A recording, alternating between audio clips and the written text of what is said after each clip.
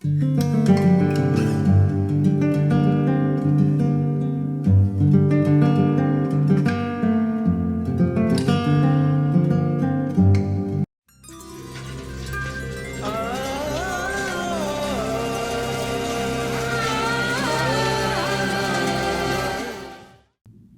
first chapter, called The Birth of Uma, will introduce Parvati by describing everything that makes her who she is.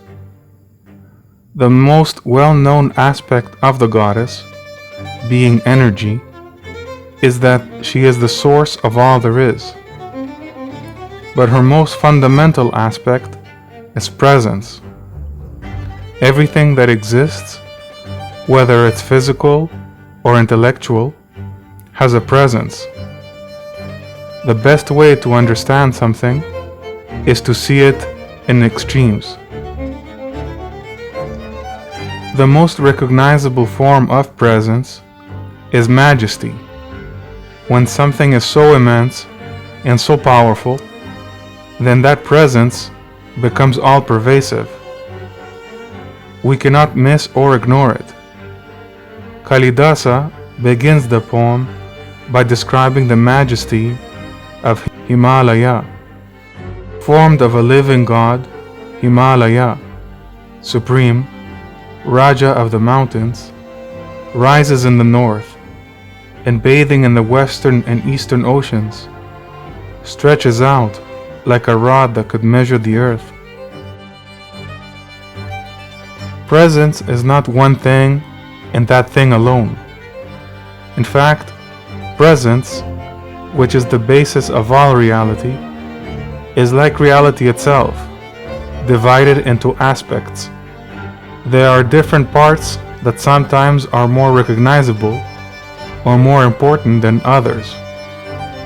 Kalidasa describes how the mountain contains shiny stones and also snow. Both the gems and the snow are aspects of the mountain, but one is obvious while the other is secret. This contrast between the unveiling of what is obvious to discover what is secret will appear again many times in the poem. Source of unending treasures, none of its splendor is lessened at all by the snow. A single blemish will vanish under a mass of virtues, as the line across the moon is lost in rays of light. The aspects of presence being many, they will be shared in different degrees by different things that exist. What is delicate and precious can be present in one place, but that doesn't mean it won't be present even more somewhere else.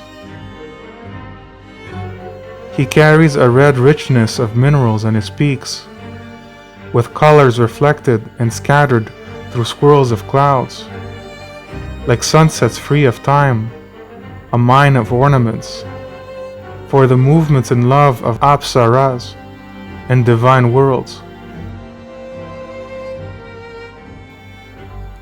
The secret part of presence is that it is connected to the goddess. A refreshing rain may cool a person in hot weather, and the refreshment is itself divine. Feeling relief and joy contains the secret presence of what is sacred. Kalidasa describes the rains as blessings of holy beings. Leaving the shade of clouds that circle the lower ridges, their leisure whipped away from them by sudden showers of rain. The Siddha saints of miracles rest under sun of his summits. The different levels of presence that exist are always there. One is obvious and the other a secret. These two levels of existence are how the entire world is made. With training, a person can find what is holy and secret, where others may find pain and ordinariness. Though the prints marked out in blood are washed away by the melting snow, mountain hunters still can follow the tracks of lions who have struck down elephants through the pearls that fall from hollows between claws. The other extreme form of presence is the opposite of majesty.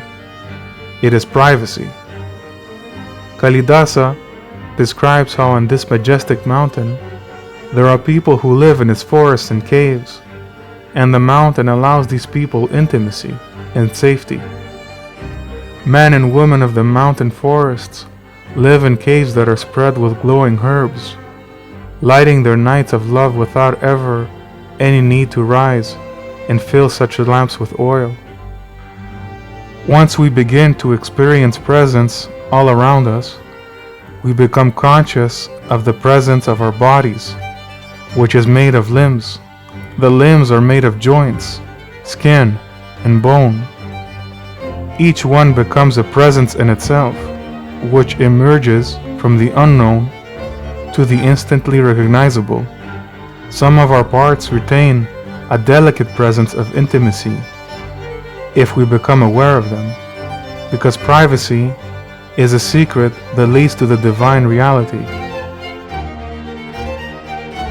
Even on trails where the snow has frozen hard as stone and bites at their feet, the Kinnara women pass with their same slow pace, balancing the graceful weight of their heavy hips and breasts.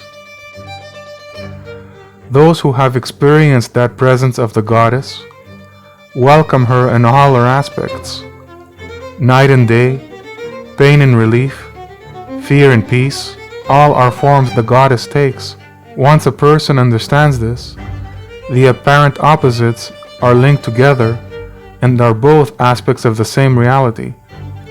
This enables a person to feel compassion for himself and for all suffering beings. He shelters darkness itself in his caves, as if it were hiding there in terror of the sun. Those who can hold their heads highest, approached for help, will treat the low as well as the best, like their very own. No matter the obsession of some with gain, guidance and self-realization are at everyone's disposal. Even a person obsessed with material needs and gains will experience the presence of relief and of tranquility. Steadily, the breeze comes down, carrying spray from the descending Ganga, ruffling the cedar trees, spreading open the tail feathers of peacocks, and cooling mountain men after they hunt deer. From this wisdom of seeing reality as a presence that connects with everything, a person is connected to another aspect of presence, that of growth. A sense of change and a sense of betterment flowers inside us the moment we stop and focus on the presence of things that are all around us. The 7 great rishis have taken lotuses in their hands from pools on his heights and left the rest growing there and flourishing, blossoming in the rays of sunlight from below where the sun circles lower down. A person eventually is confronted by the presence of duty. He exists and is tied in with the needs and wants of other beings around him. Kalidasa uses the idea of how Himalaya considers his duty to continue his line by marrying Mena, who was a being that represents the ideas of things, the conceptions of physical things. To link the presence that is most prominent in our experience with what is hidden and subtle. Conscious of what should be done for the continuance of his line, he became Meru's relative, duly marrying Mena, daughter born through mind alone to the primeval ancestors, his equal and worthy of reverence even by the sages. The union of physical majesty and intellectual certainty leads to appreciation of beauty. By merging the idea and the physical manifestation of that idea, a person can feel the presence of his own growing love for existence. Then, in time, their love-making began, of a kind at one with their beauty and power, till the wife of that Raja, who sustains the earth, became pregnant while she was still lovely and young. Kalidasa also points out that what is present at the moment contains what was present before. Parvati begins to remember her previous life when she was married to Shiva as Sati. But because of oppositions in the soul with its surrounding environment, she had destroyed herself before. Now she will resume where she left off in the other life. And then she who had been Shiva's first wife, driven by the insults of her father to suicide, in yogic concentration, the virtuous Sati entered into the womb of the mountain's wife for her next birth. When Parvati was born again, the presence of things became more prominent, and through the awareness of their presence, happiness blossomed everywhere. We should become aware of the richness of presence, divided and multiplied by kind and variety, and we should witness how many a presence we can identify. A flower has a presence, and there are many kinds of flowers. A bird has a presence, and there are many kinds of birds. That is how we can appreciate how rich existence is. That is the bliss of awareness, of being aware that things are right before you, which you have never noticed. The day of her birth brought happiness to all beings who move on the earth or live rooted in place. The wind was freed of dust, the air was clear, conches blew, and the sky rained flowers. As she grew, she gained more and more beautiful qualities. In actuality, these were her qualities from the beginning. What exists, and will one day exist, already is present in the goddess, and we become aware of our potential as we grow and pay more attention. Her rising begun, she put on day by day ever more beautiful qualities. As the crescent moon will grow new surfaces that were hidden inside its light.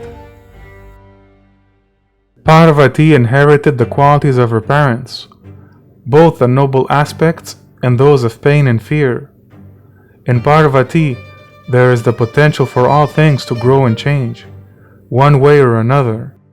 Her loving family praised her with an ancestral name, Parvati, daughter of the mountain, and only later came to the name of Uma, from her mother's words, do not, when she with her lovely face chose the hardships of tapas. By being aware of Parvati's presence around us, we become aware of more refined aspects of existence. We experience the presence of divine qualities like inspiration, which benefit not only ourselves, but all other conscious beings. Like a lamp by an intense flame, like the sky by the heavenly Ganga, like a wise man whose speech is crystalline, through her he was purified and adorned. Another aspect of presence is innocence. Each stage of Parvati's upbringing reflects an idea that we can focus on, because that is what she did. She focused so much on the presence of playing that she understood its essence. Often, with altars raised on the shore sands of the Ganga, with a ball or with dolls made for her, in her childhood, she played among her friends, as if immersed in the sweet core of playing. A connection with Parvati through presence assures us that all of our struggles are not in vain. We will not be forgotten. Our struggles will not be ignored. All our lived experience is something that Parvati remembers. We are part of her knowledge. As the flights of geese in autumn come to the Ganga, and the glowing by night comes of itself to the great herbs, so to her, in whom nothing was ever forgotten, the knowledge is gained in an earlier life, came of themselves at the right times. A connection with Parvati allows a person to experience deeper levels of their apparent presence. What is attractive and what is irresistible? Only the one who experienced both can know the real difference in degrees. And yet, there is no end to the depth of presence.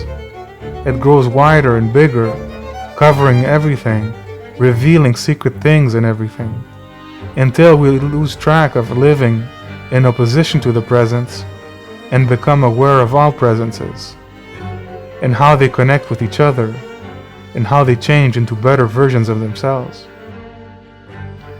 She moved into an age past childhood, when her slim body, spontaneously adorned, became a cause for drunkenness, but not that of wine, an arrow of the love of God beyond his own flowered ones. All beauty and all joy are from the goddess. What is present in some degree is a fragment of what exists in the goddess. She could have learned her sloping walk with the movements all a place of grace from the imperial geese, who themselves were eager to learn the rhythms of her ankles. To appreciate Parvati's presence is to experience her in all things. The plurality of degrees in beauty shows how rich the presence of beauty actually is.